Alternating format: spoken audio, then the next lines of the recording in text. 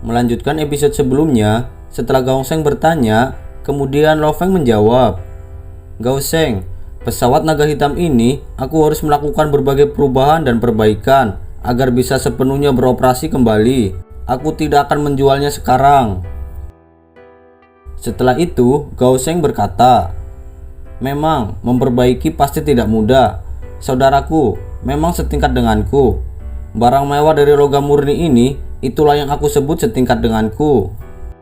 Saudaraku, kamu masih belum memperkenalkan dirimu." Pemuda gemuk itu tertawa bahagia.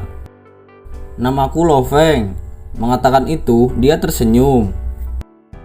Kemudian Gao Sheng berkata, "Kakak Lo Feng, kau sendirian.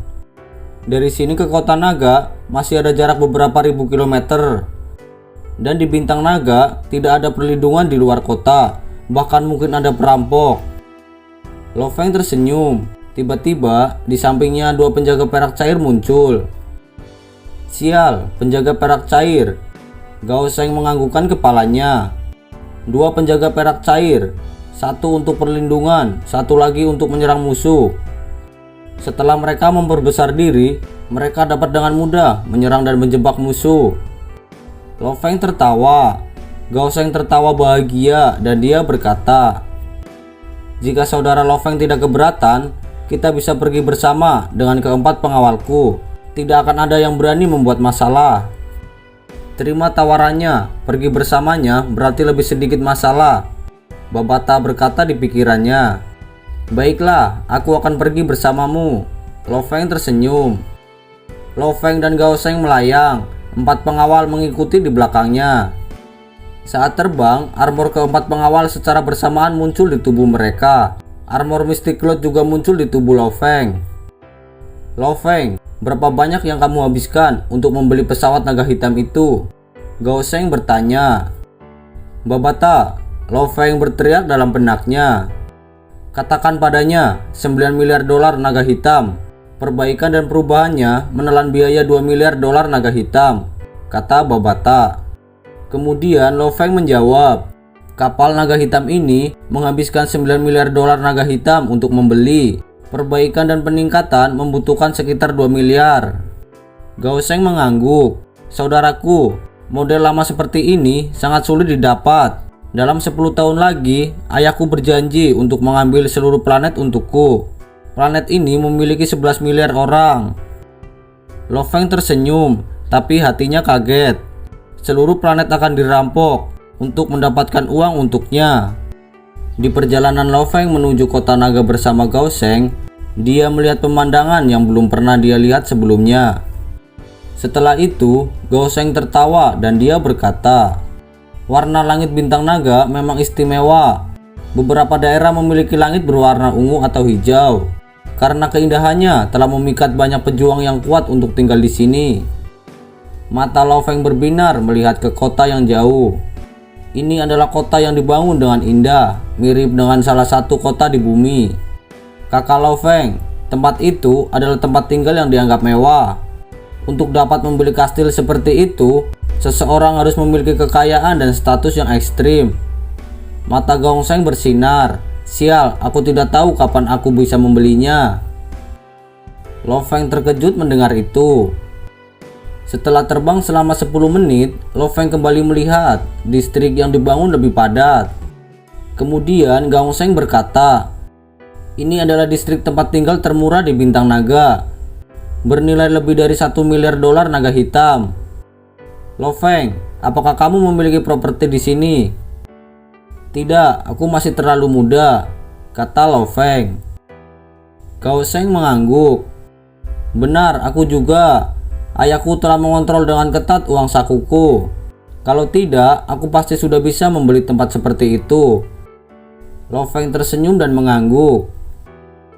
Sebelum sampai di sana, Babata sudah memberitahunya, saat seseorang menjadi warga bintang naga, mereka akan mendapatkan hak istimewa. Setelah terbang selama setengah jam, Lo Feng akhirnya melihat kota yang sangat besar. Seluruh tembok kota menjadi hitam seperti tinta. Lo Feng dan Gao Sheng turun untuk melihat ke tembok besar. Setelah itu Gao Sheng berkata, Aku akan mengunjungi beberapa saudaraku. Mari kita berpisah di sini. Saat malam tiba, aku akan memberitahumu. Kita bisa makan malam bersama." "Baiklah kalau begitu, mari kita berpisah di sini." Lo Feng tersenyum. Setelah Gao Sheng dan pengawalnya pergi, Lo Feng mulai berjalan-jalan di kota yang sangat besar. Lo Feng telah menyaksikan di antara orang-orang yang paling tinggi mendekati 10 meter. Warna kulit mereka juga aneh, bahkan sampai ada beberapa orang dengan kepala panjang. Setelah itu, Babata berkata, "Lo Feng, aku sudah menghubungi layanan planet ini. Kantor administrasi Kerajaan Gunung Naga Hitam dari sini berjarak sekitar 200 km. Hal pertama yang harus kita lakukan di sini, bergabung dengan Kerajaan Gunung Naga Hitam untuk menjadi warga planet ini." Lo Feng segera melayang. Sesaat kemudian, dia telah sampai di stasiun urusan Kekaisaran Gunung Naga Hitam yang berada di planet Bintang Naga. Di pintu masuk gedung, ada dua penjaga perak cair dengan tinggi hingga 6 meter. Kedua penjaga perak cair itu tersenyum. "Tuan, silakan masuk." Lo Feng segera melangkah duduk ke sofa bundar. Penjaga perak cair berdiri di sampingnya. Kemudian seorang wanita tersenyum dan berkata, "Tuan, bagaimana kabarmu? Apa yang bisa saya bantu?" "Aku ingin melamar menjadi warga negara Kerajaan Gunung Naga Hitam." Lo Feng tersenyum. Wanita itu tampak kaget. "Tuan, silakan masuk di ruangan kedua di sebelah kiri." Lo Feng tersenyum saat dia berjalan dengan dua penjaga perak cair mengikuti di belakangnya. Setelah Lo Feng sampai, dia langsung masuk ke dalam ruangan yang luas. Di dalamnya ada dua orang pekerja. "Tuan, apa yang bisa kami bantu?" "Aku ingin bergabung dengan Kekaisaran Gunung Naga Hitam." Lo Feng tersenyum. Salah satu pria itu tersenyum. "Kewarganegaraan apa yang kamu miliki sebelumnya? Terus apa alasan Anda untuk pindah ke sini?" "Aku tidak punya," kata Lo Feng. Kedua pengawal itu sedikit terkejut dan berhati-hati memeriksa Lo Feng. "Tuan, mohon berdiri di sini dan diamlah." Pria kulit hitam itu tersenyum. "Baiklah," kata Lo Feng. Pria kulit hitam itu melihat layar. Setelah itu dia berkata, "Karena kamu belum pernah bergabung dengan negara lain, kami dapat langsung memprosesnya. Tuan, kamu hanya perlu membayar biaya administrasi sebesar 50 dolar naga hitam dan semuanya akan beres." Lo Feng membalik tangannya dan memberikan 1 dolar ganwu. "Bantu aku menukarnya." Pria kulit hitam itu sangat senang dan dia berkata, "Tuan, ini 950 dolar naga hitam. Aku akan membantu Tuan menyelesaikan semua dokumen. Ini akan sangat cepat." Setelah sekitar 20 menit, Lo Feng telah selesai memproses kartu identitas. Sejak saat itu, Lo Feng secara resmi menjadi warga Kerajaan Gunung Naga Hitam. Bahan kartu ini sangat menarik. Lo Feng memujinya. Kemudian Babata menjelaskan, bahan kartu ini sangat tahan lama dan kuat. Di bumi, dewa perang tingkat dasar harus menggunakan kekuatan penuhnya untuk dapat merobeknya.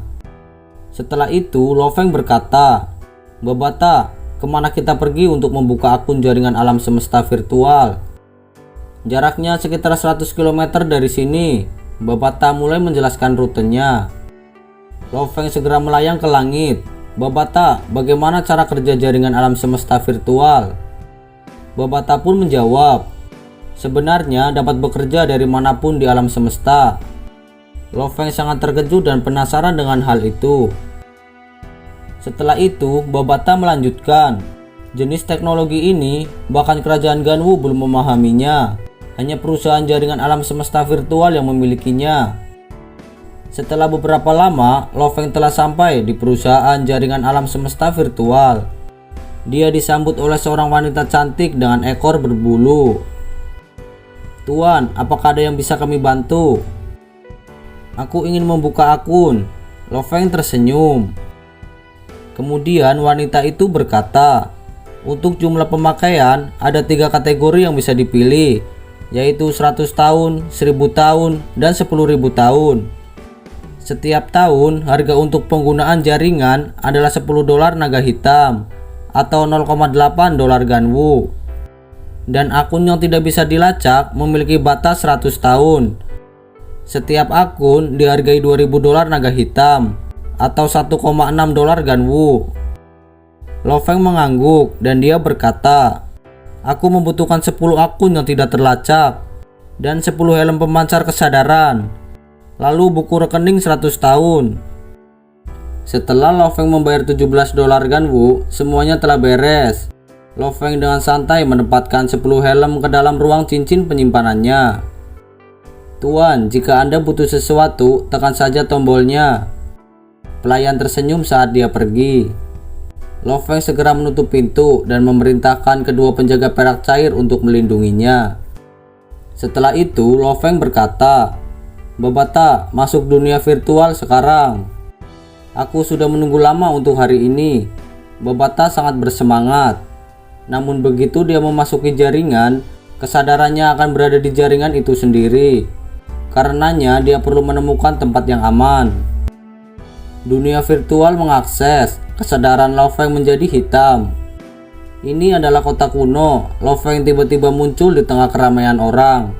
Di pundaknya duduk sedikit roh seukuran kepalan tangan. Itu adalah iblis Babata. Dia tampak menggemaskan. Setelah itu Lo Feng berkata, "Apakah ini jaringan semesta virtual?"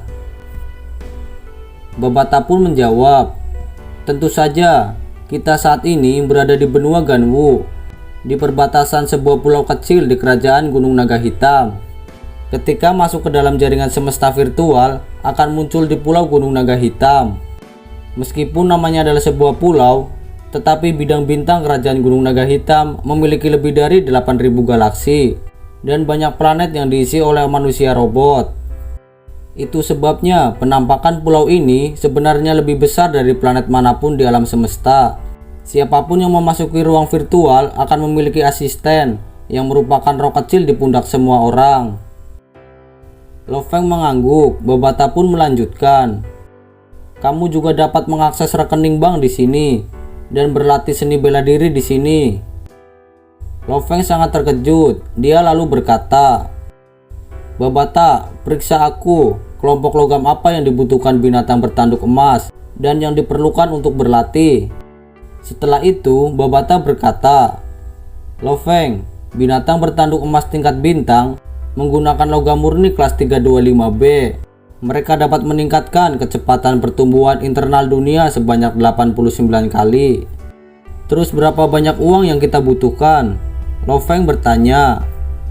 "Dari tingkat bintang 1 ke tingkat semesta membutuhkan waktu 100 tahun. Nilai 1 tahunnya membutuhkan lebih dari 60 miliar dolar naga hitam," kata Babata. Setelah itu Lo Feng berkata, "Babata, jika aku ingin membeli bumi atas namaku, bisakah aku menjadi pemimpin planet? Aku ingin menghentikan para penghuni dari planet lain untuk membeli planet ini dan memperbudak orang di bumi. Menjadi pemimpin bumi? Biar aku periksa terlebih dahulu." Babata berkedip. Setelah beberapa saat, Babata telah selesai dan dia berkata, "Untuk menemukan planet tanpa pemimpin dalam buku hukum, ada 3 pilihan. Yang pertama adalah memberitahu kerajaan dan mendapatkan hadiah dari mereka. Kerajaan Gunung Naga Hitam akan menghadiahkan 10-100 miliar dolar naga hitam. Dengan cara ini, tentu saja kamu masih belum bisa menjadi pemimpin bumi. Pilihan kedua adalah segera membeli planet bumi seperti yang kamu temukan. Maka harga awal untuk membeli planet ini akan rendah. Membeli planet akan membutuhkan 300 dolar naga hitam. Dan yang tertinggi mencapai 3 triliun dolar naga hitam." Lo Feng menarik napas dalam-dalam. "Itu terlalu mahal." Babata pun melanjutkan, "Pilihan ketiga adalah bersama-sama mengatur planet ini dengan kekaisaran. Kamu hanya perlu membayar biaya administrasi sebesar 100 miliar sampai 1 triliun dolar naga hitam. Opsi kedua dan ketiga mungkin Anda menjadi pemilik planet ini." Setelah itu Lo Feng berkata, "Aku tidak terlalu peduli dengan harga. Aku bisa bekerja sama dengan Gunung Naga Hitam, tapi aku tidak punya uang." Setelah beberapa lama, kesadarannya kembali ke kenyataan. Setidaknya saat ini bumi masih aman. Lo Feng tersenyum. Tiba-tiba jam komunikatornya bergetar. Lo Feng, aku sudah menyelesaikan urusanku. Mari kita makan bersama. Gao Sheng berteriak. Di mana? Lo Feng tertawa. Distrik utara kota naga, tidak jauh dari pasar budak, kata Gao Sheng. Baiklah, sebentar lagi aku akan berangkat. Lo Feng mengakhiri panggilannya. Di tempat lain, pemimpin Hong dan Dewa Petir sedang dalam perjalanan menuju Gurun Sahara. Di perjalanan, Dewa Petir berkata, kakak ketiga ini kenapa tidak memberi kabar kepada kita?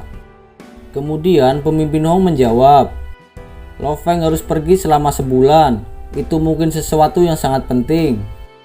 Dewa Petir pun berkata, aku pasti akan menyerang dia saat waktunya tiba. Pemimpin Hong dan Dewa Petir terbang dan mengobrol di sepanjang jalan. Setelah insiden binatang menelan, ketiga prajurit ini telah membantu memperkuat bumi dengan pesat. Itu adalah kedamaian di bumi. Hari-hari semacam ini telah dipertahankan selama lebih dari 2 tahun. Yang tidak diketahui orang di bumi, bahwa di bidang bintang tidak terlalu jauh dari bumi, ada sebuah kapal pengintai alam semesta terus mendekat. Di distrik utara kota naga, Lo Feng dan Gao Sheng bertemu di sebuah restoran untuk makan malam. Setelah itu, Lo Feng berkata, saudaraku, sepertinya suasana hatimu sedang bagus. Kemudian Gao Sheng menjawab, aku punya kabar baik. Tentu saja suasana hatiku akan baik. Aku akan memberitahumu sebentar lagi. Izinkan aku memesan makanan terlebih dahulu. Setelah itu, Gao Sheng melambaikan tangannya. Seorang wanita cantik dengan rambut giok berjalan mendekat. Kemudian Gao Sheng berkata, Lo Feng, jika kamu suka, bawa dia pergi. Kamu hanya perlu memberitahu bosnya. Bawa dia pergi, Lo Feng tercengang.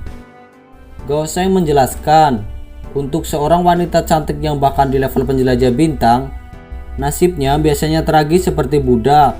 Mereka tidak dilindungi hukum. Lo Feng terkejut mendengar itu.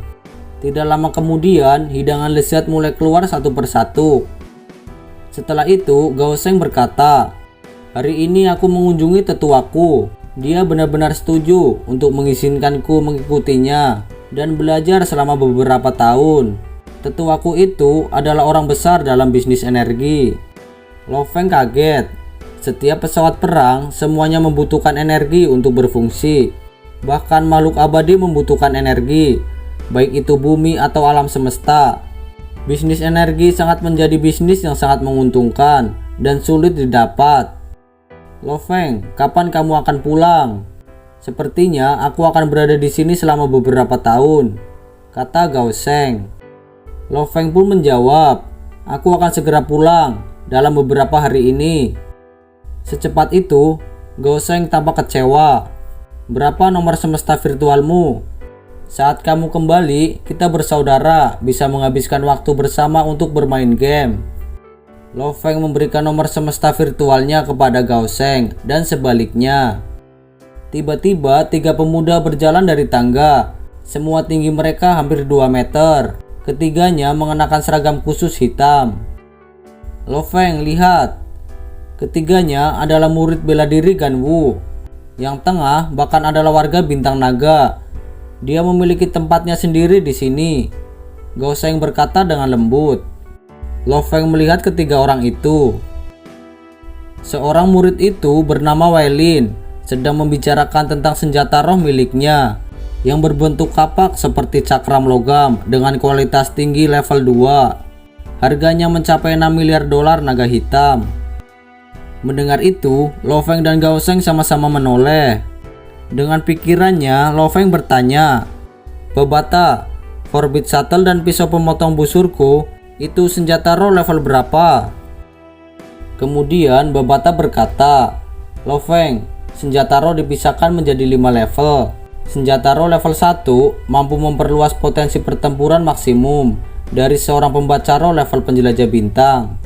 Senjata roh level 2 untuk level bintang, level 5 untuk tuan sektor. Sedangkan semua senjatamu itu bisa digunakan sampai tingkat semesta Karena itulah mereka adalah senjata roh tingkat 3. Lo Feng terkejut tapi senang. Setelah itu Babata melanjutkan, satu senjata semakin mudah penggunaannya akan semakin tinggi harganya. Karena itulah senjata pemuda bernama Weilin ini telah dianggap sebagai senjata berkualitas tinggi level 2. Setelah beberapa lama, pemuda Weilin terus menjelaskan kepada dua temannya, dan dia berkata, selama penggadaanku mencapai 18, aku akan bisa melepaskan kekuatan tahap kedua. Weilin pemuda itu berkata dengan bangga saat dia melambaikan cakram emas istimewanya. Cakram emas itu terbang melewati dapur, membuat semua orang terkejut. Weilin tertawa sangat bangga dan dia berkata, jangan takut, kemampuan pengontrolanku luar biasa. Kedua murid lainnya menyanjungnya. Dari dapur dengan sepiring penuh makanan, seorang pelayan berambut giok dikejutkan oleh cahaya keemasan yang melewatinya, membuat dia panik menyebabkan piring tumpah ke atas cakram emas itu. Senjata rohku, ekspresi Weilin berubah. Dia berteriak, kemudian cakram emas mendarat di sampingnya. Bajingan, pelacur, pergilah kau ke neraka. Cakram emas itu menjadi seberkas cahaya, langsung menuju ke pelayan itu. Ekspresi pelayan itu diliputi ketakutan. Dia tidak punya waktu untuk menghindar. Tiba-tiba benang energi rota terbentuk dengan cepat membungkus dirinya di sekitar cakram emas, memaksa cahaya keemasan untuk berbelok dan menabrak dinding di samping, menyebabkan kaca di sebelahnya pecah mengenai lengan seorang pelayan lain. Darah mengalir ke lantai. Tuan, hentikan! Seorang manajer restoran berteriak. Siapa yang berani menghalangi jalanku? Weilin menuju ke manajer restoran. Bukankah kau lihat? Budakmu itu telah mengotori senjata rohku. Apakah kamu tahu senjata ini bernilai 6 miliar dolar naga hitam?